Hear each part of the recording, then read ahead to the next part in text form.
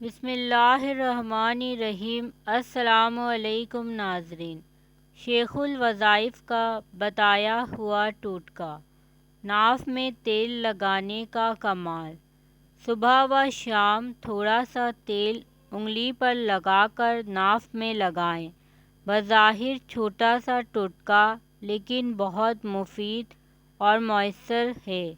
Depression, دماغ کی خشکی اور کانوں میں سائیں سائیں ہو، بھول جانے کا مرض، آنکھوں کے سامنے اندھیرا چھا جانا اور سر چکرانا، ضعف دماغ، ہونٹوں کا پکنا یا خشکی یا سیاہی مائل ہونا، سستی، کاہلی اور ڈھیلا پن، ان سب کے لیے یہ ٹوٹکا لاجواب ہے۔